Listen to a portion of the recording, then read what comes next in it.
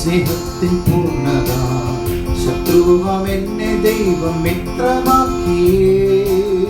രക്തവും ചിന്തി യേശു നിന്നെ രക്ഷിപ്പാനായി. ഈ സ്നേഹസ്വരൂപൻ ആത്മസ്നേഹിതൻ, ഈ സ്നേഹസ്വരൂപൻ ആത്മസ്നേഹിതൻ. ദുഃഖത്തിൽ ആശ്വാസമായി, രോഗത്തിൽ എൻ സൗഖ്യമായി. ഘോര വിപത്തുകളിൽ എന്നെ ശാശ്വത ഭുജങ്ങളാൽ മറുടണച്ചിടും. ഈ സ്നേഹസ്വരൂപൻ ആത്മസ്നേഹിതൻ, ഈ സ്നേഹസ്വരൂപൻ ആത്മസ്നേഹിതൻ.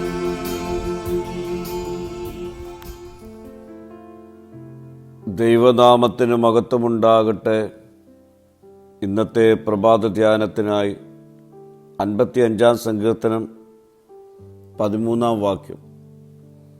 നീയോ എന്നോട് സമനായ മനുഷ്യനും എൻ്റെ സഖിയും എൻ്റെ പ്രാണ സ്നേഹിതനുമായിരുന്നു. ഓരോ മനുഷ്യൻ്റെയും ജീവിതത്തിൽ മറക്കാൻ കഴിയാത്ത ചില അനുഭവങ്ങളുണ്ടാകും. ചിലത് സന്തോഷത്തിൻ്റെതാകാം, മറ്റു ചിലത് കണ്ണുനീരിൻ്റെ അനുഭവമാകാം. ജീവിതത്തിൽ ഏറ്റവും ആഴമുള്ള മുറിവുകൾ ശത്രുക്കളിൽ നിന്നല്ല, നാം ഏറ്റവും കൂടുതൽ വിശ്വസിച്ചവരിൽ നിന്നാണ്. ഇന്നത്തെ വചനത്തിൽ നമുക്ക് ലഭിക്കുന്ന 3 കാര്യങ്ങൾ. ഒന്ന്, മനുഷ്യൻ മാറിയേക്കാം, എന്നാൽ ദൈവം ഒരിക്കലും മാറുകയില്ല. മനുഷ്യരുടെ വിശ്വസ്തത പരിമിതമാണ്, എന്നാൽ ദൈവത്തിൻ്റെ വിശ്വസ്തത ശാശ്വതമാണ്.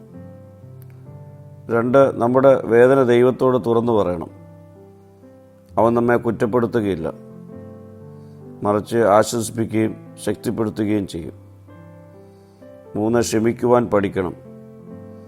ക്ഷമിക്കുന്നത് തെറ്റിനെ ന്യായീകരിക്കുകയല്ല, മറിച്ച് നമ്മുടെ ഹൃദയത്തെ വിദ്വേഷത്തിൻ്റെ ബന്ധനത്തിൽ നിന്ന് മോചിപ്പിക്കുകയാണ്.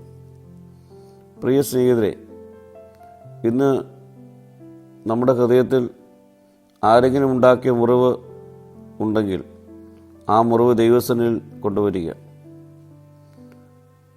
മനുഷ്യരുടെ വഞ്ചന നിങ്ങളുടെ വിശ്വാസത്തെ തകർക്കുവാൻ അനുവദിക്കരുത്. ദൈവം ഇന്നും വിശ്വസ്തനാണ്.